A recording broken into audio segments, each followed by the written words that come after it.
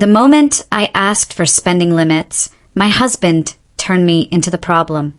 I had calmly told his brother, who had been living off our home, that he needed to cut back if he planned to stay. That night, I came back to find my clothes dumped on the sofa and in order to sleep there instead of my own bed. As I lay awake, replaying every word, every look, every unfair choice, something settled in my chest. By morning, I wasn't questioning myself anymore. I was preparing for what came next. Before I tell you how everything unraveled after that night, do me a small favor. Support the channel by subscribing and leaving a comment about where you're listening from. Your support helps stories like mine reach people who need them. My name is Alina Mercer. I'm 36 years old, and until recently, I believed I had a stable life. I worked as a project coordinator at Orion Tech Solutions in Brookhaven, a job that demanded long hours but paid well enough to keep our household running. My husband, Daniel, worked at the Brookhaven Family Health Center. We had been married for 7 years and owned a modest 3-bedroom house on Eastbrook Lane. It wasn't luxurious, but it was supposed to be ours. Shared decisions, shared responsibilities, shared respect. That balance started cracking the day Ryan, Daniel's younger brother, showed up with 2 suitcases and a practiced look of helplessness. He'd come from Lakewood Falls after what Daniel called a rough breakup.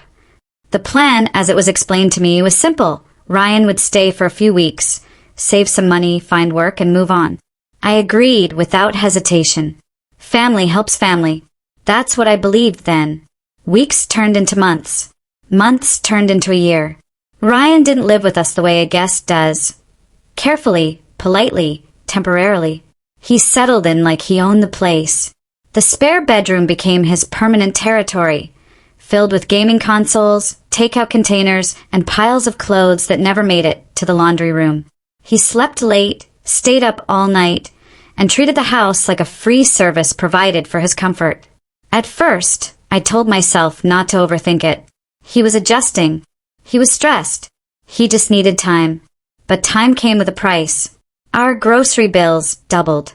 The electric bill climbed higher every month because someone was always home, always using something. My car keys started moving on their own, or at least that's how it felt, because I'd find my fuel tank mysteriously empty after Ryan borrowed the car for just a quick run. Tools went missing from the garage. Dishes piled up in the sink until I cleaned them because I couldn't stand the mess anymore. I tried to talk to Daniel about it gently at first. Small comments, careful suggestions. Maybe Ryan could help with groceries. Maybe he could cover part of the utilities. Daniel always brushed it off. Ryan was having a hard time. Ryan was family. Ryan didn't mean any harm.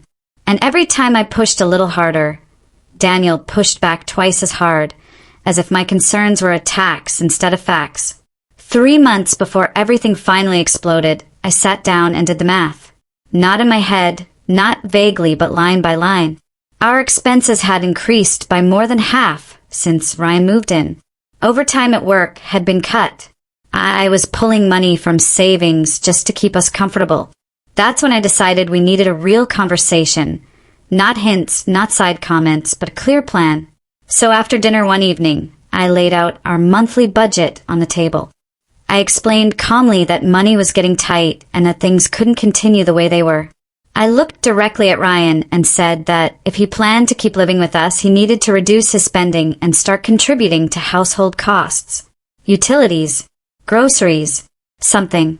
Ryan laughed. Not awkward laughter. Not nervous laughter. Real laughter like I'd told a joke. He said family doesn't charge family. Daniel immediately took his side. He said I was being harsh, unreasonable, and insensitive to what Ryan was going through. I reminded him that a few weeks had turned into over a year, that our savings were shrinking, that I felt like a stranger in my own house. That was the night I came home late from work to find my clothes thrown onto the sofa. Daniel didn't yell. He didn't argue. He simply told me to sleep there and think about how I treated his brother. His tone wasn't angry. It was cold, final, like a verdict had already been reached and my opinion no longer mattered. Lying on that sofa, staring at the ceiling, I thought about everything.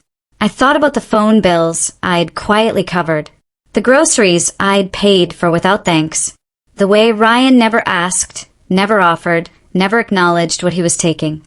I thought about how Daniel had watched it all happen and defended it every step of the way.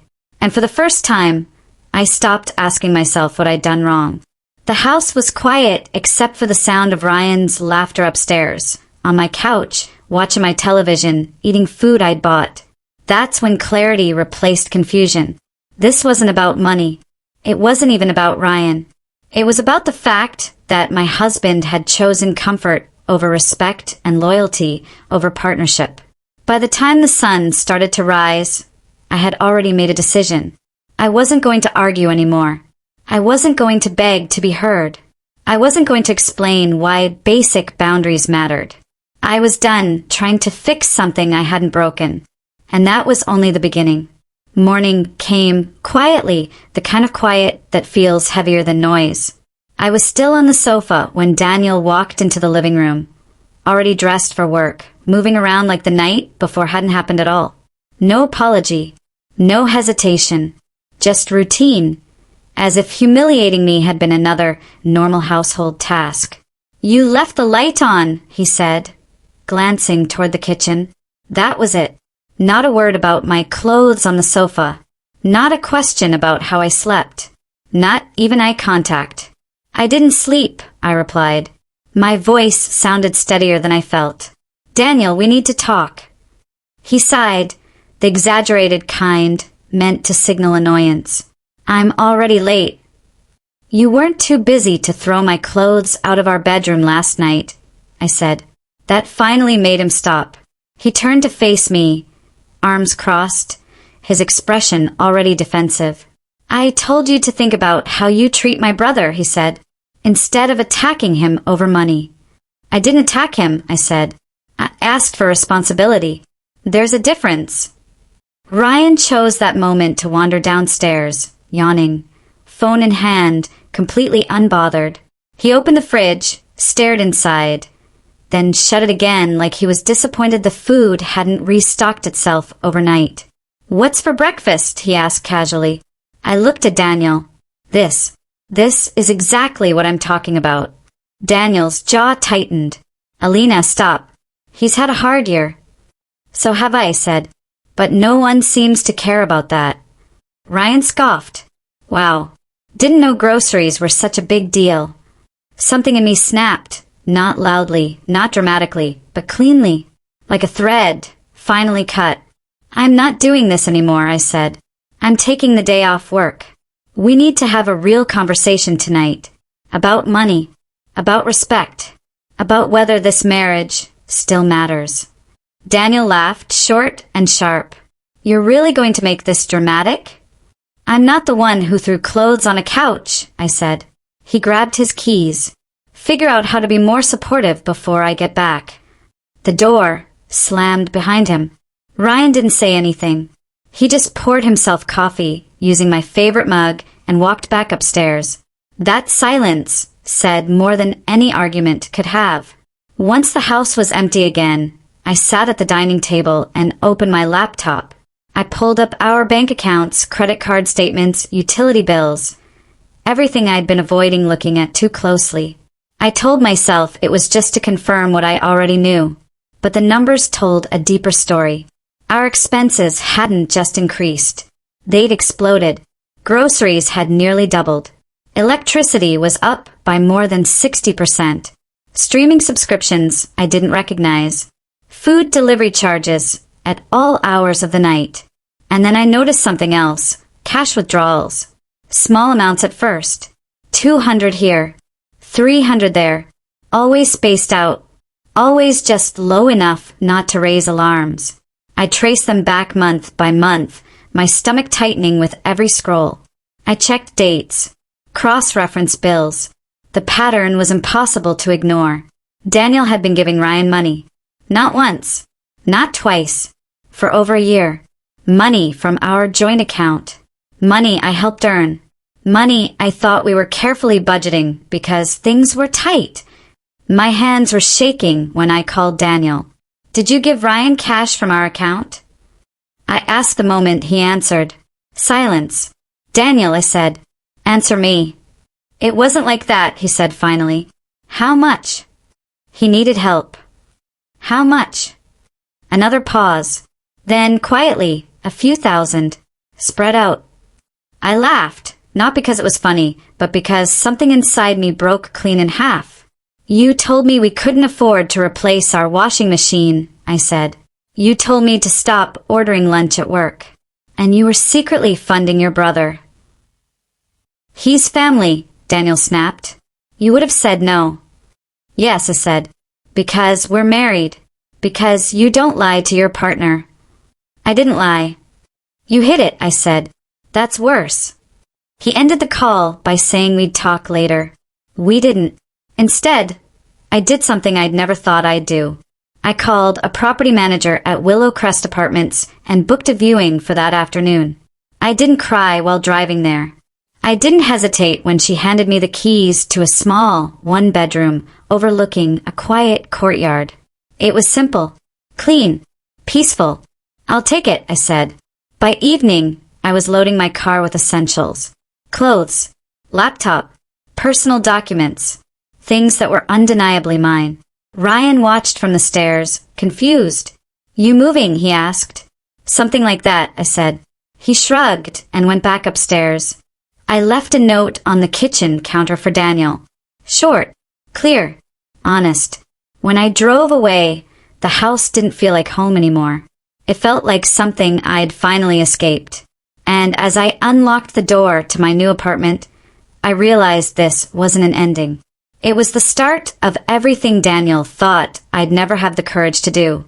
The first night in my new apartment felt unreal, like I was trespassing in someone else's life. Willow Crest was quiet in a way my house on Eastbrook Lane never had been. No late-night gaming sounds bleeding through walls. No doors slamming. No tension humming in the air. Just silence, and for the first time in over a year it didn't feel lonely. It felt safe. I sat on the floor with my back against the couch, eating takeout straight from the container. The irony wasn't lost on me. For once, the money spent was mine alone. The mess mine alone. The choice mine alone. My phone buzzed nonstop on the coffee table. I didn't check it. I already knew who it was. Sleep came easily. Deep, heavy, uninterrupted. When I woke up the next morning, sunlight filled the room, spilling across the hardwood floors. No dread. No knot in my stomach. Just a strange calm. The kind that follows a storm once the damage is already done. I made coffee and sat at my small kitchen table, staring out at the inner courtyard. That was when reality finally caught up with me. I wasn't just taking space. I'd left my marriage hanging by a thread. And for the first time, I didn't rush to fix it. By noon, curiosity got the better of me. I turned my phone back on. There were dozens of messages from Daniel. Angry ones. Confused ones. A few apologetic ones that felt more like panic than regret. And then there were missed calls from numbers I recognized and ones I didn't. I ignored them all. Instead, I spent the afternoon organizing my apartment, setting things up exactly the way I wanted. No compromises. No explaining. No adjusting to someone else's comfort. Every item I unpacked felt like reclaiming a piece of myself I'd slowly handed over without noticing. On the third day, Daniel showed up. I knew it was him before I opened the door. The tension in the hallway, the familiar weight pressing against my chest. I cracked the door just enough to see his face. He looked exhausted. Dark circles under his eyes, jaw-tight hair uncombed. "Can we talk?" he asked. "We're talking now," I said, keeping my voice neutral. "Alina, please. This isn't fair." I almost laughed. "You don't get to decide what's fair anymore." He glanced past me, trying to see inside. "You really just left." "I was told to sleep on a couch in my own home," I said. "So yes, I left." Ryan's name came out of his mouth next, like it always did. He didn't mean to. "Stop," I cut in. "I'm not discussing your brother. Daniel's face hardened. He's gone. That surprised me. I didn't show it. Good for him. You don't understand, Daniel said quickly. He packed up and left the next morning. Took his things. Just disappeared. I leaned against the doorframe, arms crossed. That sounds like his problem. Daniel swallowed. And now everything's falling apart. That was when I finally looked at him properly. Not as my husband. Not as the man I'd defended for years. But as someone facing consequences for the first time. He explained it in fragments. The mortgage payment overdue. Bills piling up. Ryan taking money when he left. More than Daniel had admitted before. Jewelry missing. Electronics gone. Things Daniel hadn't even noticed until they were suddenly his responsibility. I thought you'd come back, he said quietly. I thought you just needed time. No, I said. I needed respect. He reached for my hand. I stepped back. I begged you to listen, I continued.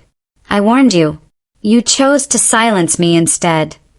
Tears welled in his eyes, but I felt nothing. Not anger. Not satisfaction. Just distance. I can't fix this for you, I said. And I won't. When I closed the door, my hands didn't shake. Days turned into weeks. Life settled into a new rhythm. Work. Home. Quiet evenings. I started cooking again. Real meals, not rushed dinners eaten around tension. I went on long walks after sunset. I slept through the night. I breathed. Daniel kept trying. Messages turned from angry to apologetic to desperate. He asked for counseling. Promised transparency. Swore things would be different. I didn't respond. Then came the call from Leo Hart, Daniel's cousin. I don't want to get involved, he said, sounding uncomfortable. But you should know. Ryan's been asking people for money. Borrowing. Not paying anyone back. I thanked him and hung up. The truth had a way of spreading once it was no longer being protected. A month later, I ran into Evelyn Brooks, my old neighbor at Northgate Supply. She looked at me with a mix of concern and understanding. I heard Daniel's having a rough time, she said gently. I know, I replied. He asked if I'd seen you. I'm doing fine, I said. And for the first time, it wasn't something I had to convince myself of. That night, Daniel showed up again. This time he didn't knock. He just stood there when I opened the door, defeated. I lost the house, he said. I didn't answer. I should have listened, he added. I see that now. I believed him. That didn't change anything. You humiliated me, I said softly. You made me feel like I didn't belong in my own life. I was wrong, he whispered. Yes, I said. You were. When he walked away, I didn't follow. Because some lessons only arrive after everything else is gone. And by then it's too late to ask for what you refuse to protect. The silence after Daniel walked away lingered longer than I expected. Not because I missed him, but because my life had been so loud for so long that quiet felt unfamiliar. I stood there for several minutes after closing the door, listening to my own breathing, grounding myself in the reality that this was my space and my choice. Over the next few weeks, fragments of Daniel's world kept drifting into mine, whether I wanted them to or not. Mutual acquaintances would hesitate before speaking, then casually mention how stressed he looked, how exhausted, how lost. I listened politely and said very little. I had spent over a year explaining myself. I was done narrating my pain for people who had ignored it while it was happening. Work became my anchor. At Orion Tech Solutions, deadlines didn't care about emotional fallout, and that structure helped more than I expected. I stayed late some evenings, not because I had to, but because I wanted to. There was something empowering about choosing how to spend my time without having to justify it. One afternoon, as I was packing up to leave, my phone rang. Daniel's name flashed on the screen. I stared at it for a long moment before answering. I'm not calling to argue, he said quickly, as if afraid I'd hang up. I need to tell you something. I didn't respond. The bank gave me 30 days, he continued, to bring the mortgage current. Otherwise, they start foreclosure. I'm sorry, I said, and meant it in the most distant, neutral way possible. I know you don't owe me anything, he said, but I thought you should know. After the call ended, I sat in my car for a long time before driving home.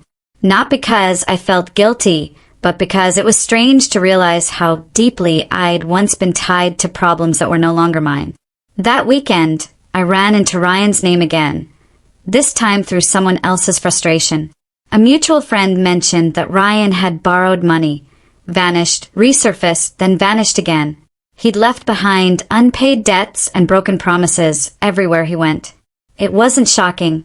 It was confirmation. Daniel had built his entire defense around protecting someone who never intended to be responsible for anything. The next time Daniel showed up at my apartment, he looked smaller somehow. Thinner. Older. I'm not here to ask you back, he said, standing just outside the door. I know I don't deserve that. I waited. I just wanted to say, I finally understand what you were trying to tell me, and I hate that it took losing everything for it to sink in. I believed him again, and again it changed nothing. You didn't just ignore me, I said. You punished me for speaking up. He nodded slowly. I see that now. And I can't build a future with someone who only listens when it's too late. Daniel closed his eyes, absorbing that. He didn't argue. He didn't beg. For the first time, he simply accepted it. As the months passed, my life kept expanding into spaces I didn't know I'd been missing. I made friends in my building. I hosted dinners. I laughed more. I slept better. I trusted my instincts again. Then came the paperwork. Divorce filings. Asset division. Legal language that felt cold but necessary. Daniel didn't fight it. Maybe he knew he'd already lost the argument long before any documents were signed. One evening, while organizing old files, I found photos from our early marriage. Smiling faces. Promises. A version of myself who believed compromise meant silence. I didn't cry when I closed the folder. I felt relief. Daniel lost the house shortly after. Sold under pressure. Downsized into a rented room across town. Ryan never resurfaced. No apologies. No explanations. 6 months later, I ran into Leo Hart at Northgate Supply. He looked awkward, then relieved when he saw me. Honestly, he said, you did the right thing. Everyone knows it now. I smiled faintly. Validation came late, but it came.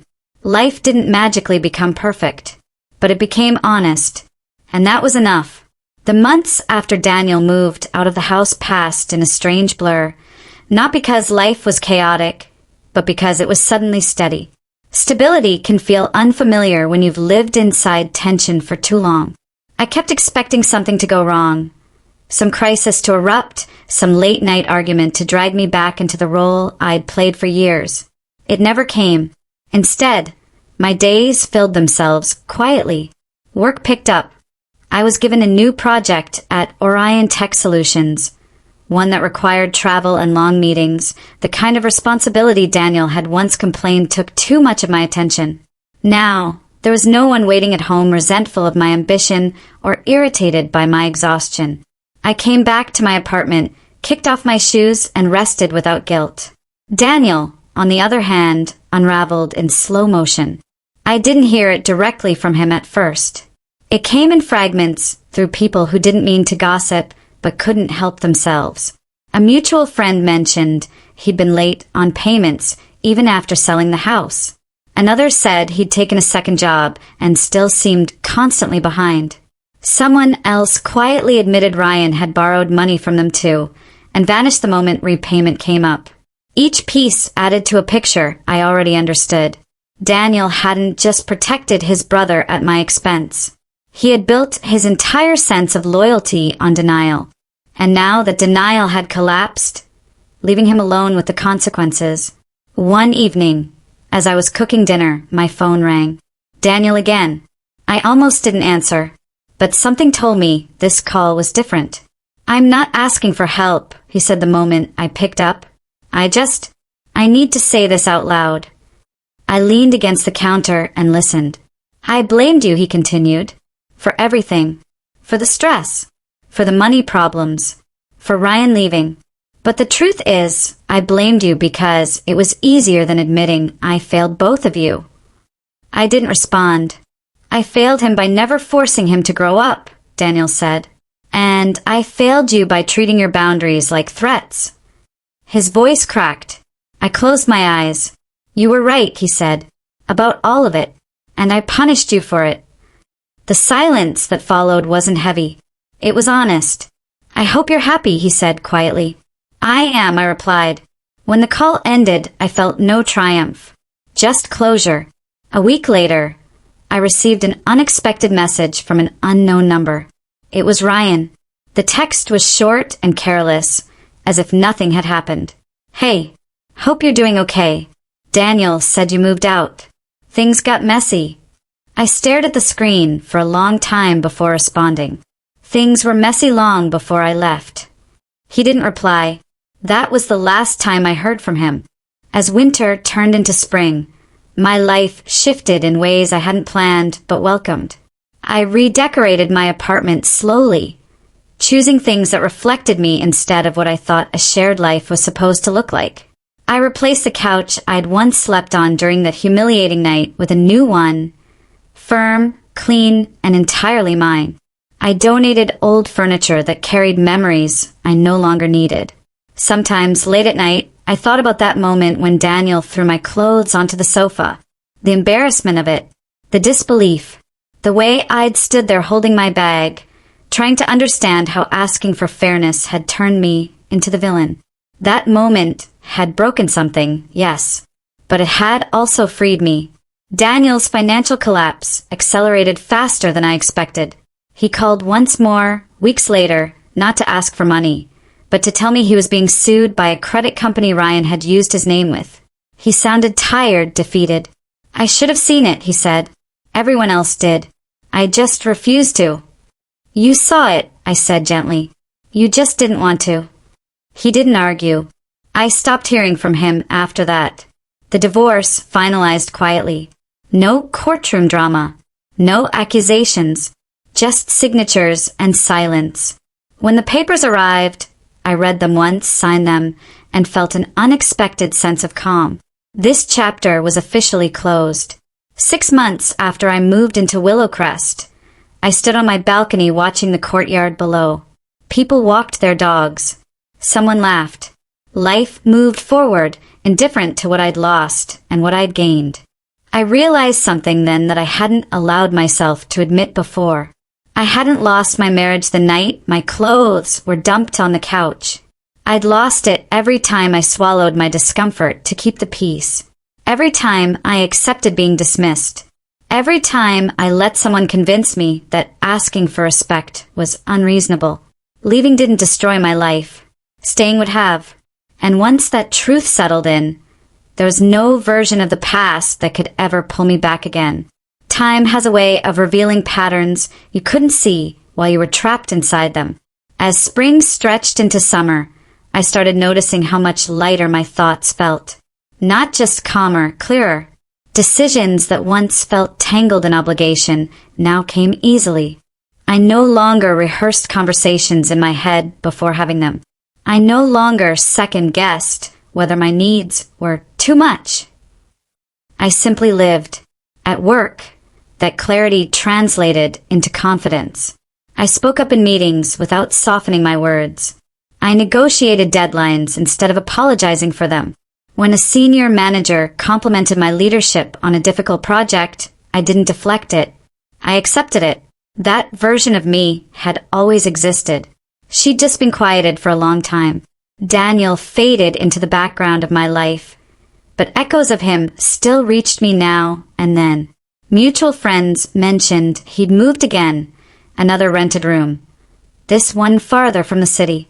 He was working 2 jobs now, one during the day and another late into the night.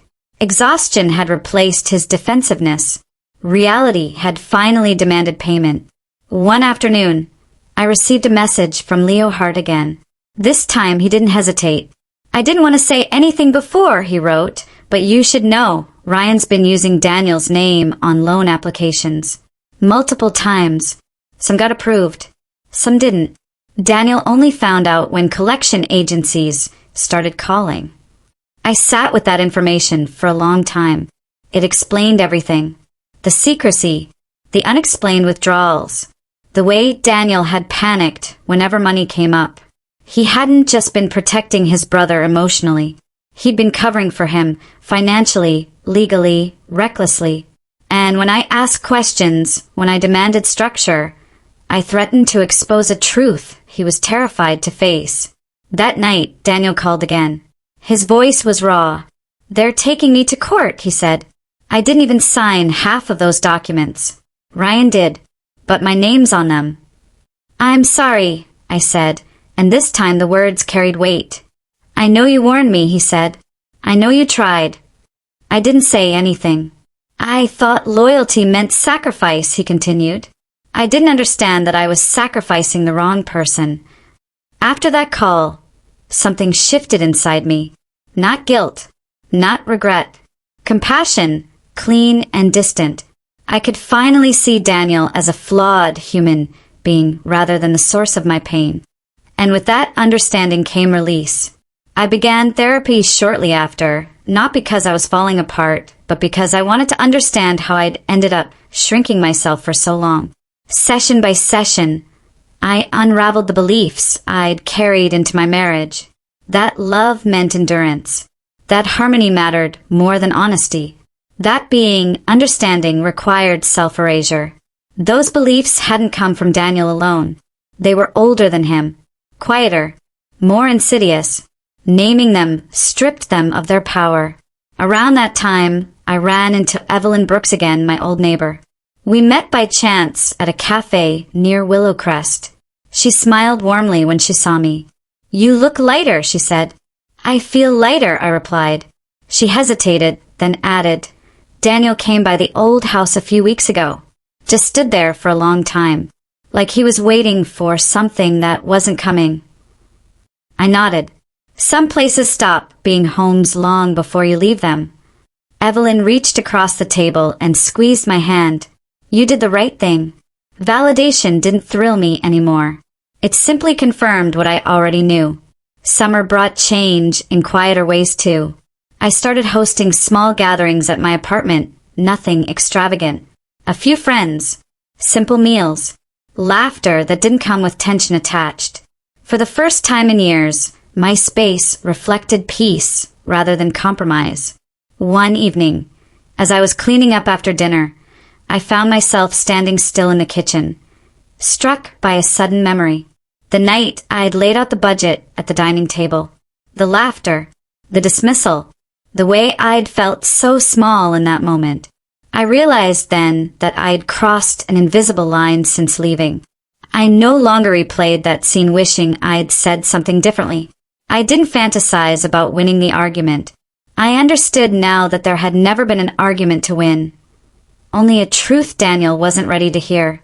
Late that summer, I received official notice that the lawsuit against Daniel was moving forward.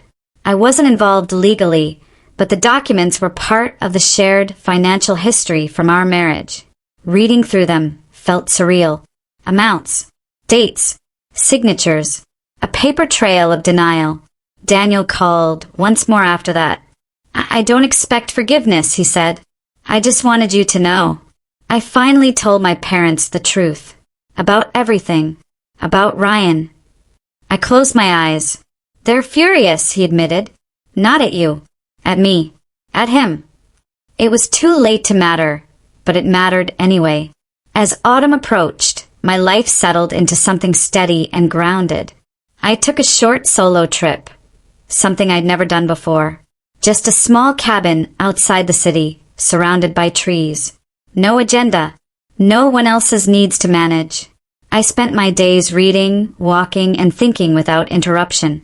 On the last night, sitting by the window as rain tapped against the glass, I thought about the version of myself who had slept on that sofa, confused and hurt, wondering how things had gone so wrong. I wished I could reach back and tell her what I knew now. That the humiliation wasn't the end of her story. That it was the moment she stopped abandoning herself. That what waited on the other side wasn't loneliness, but freedom. And for the first time since everything fell apart, I smiled the past without pain. Autumn settled in gently, the way real change often does. Not with drama, but with quiet certainty. The trees around Willow Crest shifted colors, and I found myself lingering longer on morning walks, breathing an air that felt cleaner than it ever had before. There was no rush anymore, no invisible clock ticking in my chest, reminding me to manage someone else's emotions, someone else's comfort, someone else's chaos. I didn't realize how exhausting that constant vigilance had been until it was gone. The lawsuit against Daniel moved slowly, dragging him through months of paperwork, court dates, and financial disclosures. I wasn't required to attend, but I received updates through our attorneys. Each document felt like a postscript to a story I'd already finished reading. Names, numbers, consequences, everything laid bare in black and white. Ryan, predictably, remained unreachable. Daniel's parents reached out to me once, not to ask for reconciliation, but to apologize. His mother cried on the phone, saying she wished she'd known sooner, that she never imagined her son would hide something like this. I listened quietly, offering kindness without reopening doors. Their regret didn't undo the years I'd spent being dismissed, but it reminded me that truth has a way of surfacing no matter how deeply it's buried. Daniel called less frequently now. When he did, his voice carried a resignation I hadn't heard before. He wasn't trying to convince me anymore. He wasn't trying to rewrite the past. He was simply living inside the consequences of his choices, day by day. I moved again, he told me during one of those calls. Cheaper place. Smaller. I hope it's peaceful, I replied. It is, he said. Too quiet sometimes. I understood that feeling differently now. Silence had once terrified me too, because silence leaves room for thoughts you've been avoiding. But if you stay long enough, that same silence becomes a teacher. As the year drew to a close, something unexpected happened. I stopped defining my life by what I'd escaped. I stopped measuring my progress against Daniel's collapse or Ryan's disappearance. My world expanded beyond reaction and recovery into something steadier and more intentional. I took a leadership role at work, one that would have overwhelmed me a year earlier. I trusted myself to handle it now. I trusted my instincts. When challenges arose, I addressed them directly instead of smoothing them over. That confidence didn't come from arrogance. It came from self-respect, from knowing I would not betray myself again to keep someone else comfortable. One evening after a long day, I came home to find a package waiting at my door. No return address. Inside was a single object, a small framed photo from my old house. It showed the dining table where I'd laid out the budget, where everything had come to a head. On the back, written in Daniel's handwriting, were 3 words. You were right. I stared at the photo for a long time. It wasn't an apology. It wasn't a request. It was an acknowledgement, late, incomplete, but honest. I didn't keep the photo. I didn't throw it away either. I tucked it into a drawer with other remnants of a life I no longer lived. Not out of nostalgia, but as a reminder of how clarity often arrives only after loss. Winter came quickly after that. Holidays passed quietly. I spent them with friends who knew my story not as gossip, but as context. People who didn't expect me to explain myself or minimize what I'd endured. I cooked meals without tension, laughed without restraint, and slept without dread. On the first anniversary of the night, my clothes were thrown on the sofa. I lit a candle and sat alone in my living room. Not to mourn, but to mark the distance I'd traveled. That moment had once felt like humiliation. Now, it felt like a turning point, a brutal one, yes, but necessary. Daniel sent a message that night too. Short, simple. I know today might be hard. I hope you're okay. I typed a reply, then deleted it. Some conversations no longer needed continuation. The court ruling came shortly after. Daniel was held responsible for a portion of the debt Ryan had incurred in his name. It was heavy but survivable. He told me later that accepting it felt like relief, like finally standing still instead of running from the truth. "I should have protected you," he said during our last conversation. "Instead, I protected a lie." "I know," I said, and that was the last time we spoke. As the year ended, I stood on my balcony watching snow settle into the courtyard below. The world looked softer under its weight, quieter, transformed.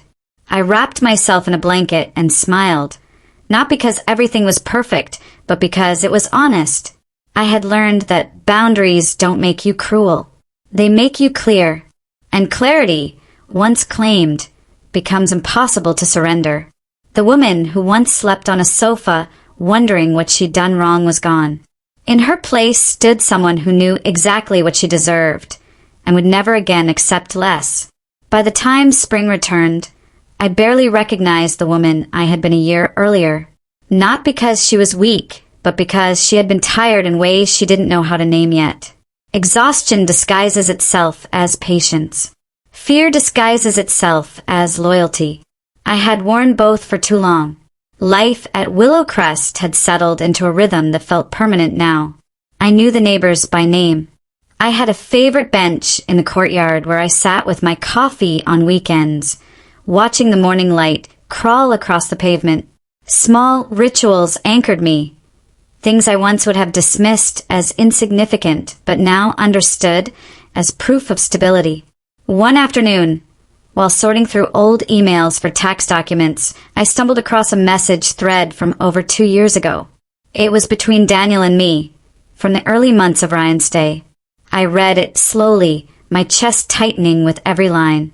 Daniel had written, "Just be patient with him. He needs time." I had replied, "I am being patient. I just don't want this to become permanent."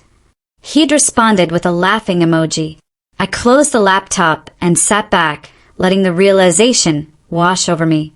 I hadn't imagined the warning signs. I hadn't exaggerated. I had seen the truth early and been taught to doubt myself instead.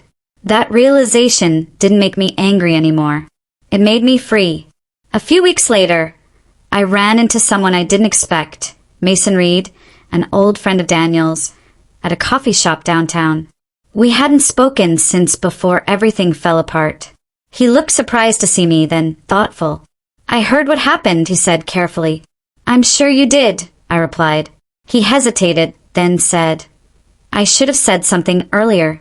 About Ryan." I looked at him. "What do you mean?" "He stayed with me once. Before he moved in with you and Daniel. Same story. Hard times. Just needed a little help." Mason shook his head. He maxed out my spare credit card and disappeared. I felt something close to relief. Not because someone else had suffered, but because the pattern was undeniable now. "You weren't the problem," Mason said. "Everyone knew it. We just didn't want to get involved." That, more than anything, stayed with me. How many people see the truth and choose silence because it's easier? As spring deepened, I began thinking about the future in ways I hadn't allowed myself to before. Not just survival plans, but real possibilities. Travel, career shifts, even love, though cautiously, distantly like an idea rather than a goal. I didn't miss Daniel, but sometimes I missed the version of myself I'd been before I learned how easily trust can be misplaced. That innocence doesn't come back once it's gone. What replaces it is discernment. One evening, I received an envelope in the mail. Inside was a single document, Daniel's final settlement notice. Everything was complete. No loose ends. No shared obligations. No remaining ties. At the bottom of the page, handwritten, were a few words. "I hope you never doubt yourself again." I folded the paper and placed it in a drawer. Not because I needed it, but because it marked an ending. The following month, something unexpected happened. I was offered a position in another city. A promotion, yes, but more than that, an opportunity to start somewhere entirely new. The decision terrified me in the best possible way. I stood in my apartment that night, looking around at the life I had rebuilt piece by piece. This place had saved me, but it wasn't meant to hold me forever. I accepted the offer. Packing felt different this time. No panic, no urgency, no running away, just movement forward. I chose what to take carefully, what to leave behind intentionally. The couch stayed. The framed photo from Daniel went into a box labeled past. Not with bitterness, just honesty. On my last night at Willowcrest, I sat on the balcony one final time. The courtyard was quiet. Lights glowed softly in windows. I thought about the woman who had arrived here, carrying boxes and doubt, afraid but determined. She had done more than survive. She had reclaimed herself. As I locked the door behind me the next morning, I felt gratitude, not for the pain, but for the clarity it forced. Some lessons arrive disguised as humiliation. Some awakenings begin on a couch you never should have been sleeping on. But once you stand up from that place, truly stand up, you never lie down there again. And as I drove toward a future that finally belonged to me, I knew with certainty that the hardest part of my story was behind me. Not because I escaped it, but because I faced it, learned from it, and refused to carry it any further. The new city greeted me without expectations, and that alone felt like a gift. Different streets, different faces, a skyline that didn't hold any memories of arguments or silence. I moved into a small apartment overlooking a busy intersection, the kind of place where life kept moving whether you were ready or not. For the first time in years, The first few weeks were disorienting in a quiet way. I woke up unsure of where I was, then remembered, with relief, that nothing was waiting to confront me. No unresolved tension. No guilt disguised as responsibility. Just a day that belonged entirely to me. Work demanded my focus quickly. The new role pushed me harder than anything before, but instead of draining me, it energized me. I trusted my judgment now. I didn't hesitate before speaking. I didn't soften my opinions to keep the peace. And people noticed, not because I was louder, but because I was clearer. One evening, after a particularly long day, I sat alone in my apartment, eating dinner straight from the pan. I laughed at myself when I realized how familiar that moment felt. Except this time, there was no resentment attached to it. No one upstairs enjoying my labor. No one dismissing my effort. It was a small thing, but it mattered. Daniel crossed my mind less and less. When he did, it wasn't with anger or sadness. It was with distance, like remembering a city you once lived in but would never return to. I heard through mutual acquaintances that he was still paying off debts, still rebuilding. Ryan remained gone. No one seemed surprised. One afternoon, nearly a year after everything had fallen apart, I received an unexpected email. It was from Daniel. It wasn't long. I don't know where you are now, but I hope you're well. I've spent a lot of time thinking about who I was when we were together and who I should have been. I can't change what I did, but I won't repeat it. I wanted you to know that your leaving forced me to finally face myself. I'm sorry it came at your expense. I read it once, then again, and then I closed my laptop. It didn't reopen old wounds. It confirmed something I already knew. Sometimes the most powerful consequence isn't punishment, it's loss. That night, I walked through the city, letting the noise and lights wash over me. People hurried past, wrapped in their own lives, their own struggles, their own choices. I realized how small my story was in the grand scheme of things, and how enormous it had felt while I was living it. I stopped at a cafe near my apartment, ordered a drink, and sat by the window watching strangers pass. No one knew what I had walked away from. No one knew what it had taken to get here. And for the first time, that anonymity felt like freedom instead of loneliness. I thought back to the night my clothes were thrown onto the sofa. The confusion, the humiliation, the way I'd questioned myself instead of the situation. If I could speak to that version of me now, I wouldn't tell her to be patient or understanding. I wouldn't tell her to try harder. I'd tell her this. When someone shows you that your comfort matters less than their convenience, believe them. And when you finally choose yourself, don't apologize for it. Life didn't become perfect after I left. It became honest. And honesty, even when it's uncomfortable, is lighter than living a lie. I learned that love without respect isn't love. It's control dressed up as loyalty. That silence isn't peace if it costs you your voice. And that walking away doesn't mean you failed. Sometimes it means you finally stopped failing yourself. Today, my home feels like mine. My decisions feel intentional. My future feels open instead of negotiated. I don't wonder anymore what would have happened if I'd stayed. I know exactly what would have. I would have disappeared slowly, one compromise at a time. Instead, I chose to leave. And that choice changed everything. If this story resonated with you, if you've ever been made to feel wrong for asking for fairness or small for setting boundaries, know this. You're not difficult, you're not selfish, and you're not asking for too much. You're asking the wrong people. If my journey meant something to you, take a moment to support the channel by subscribing, sharing the story, and leaving a comment about where you're listening from. Your voice matters more than you think.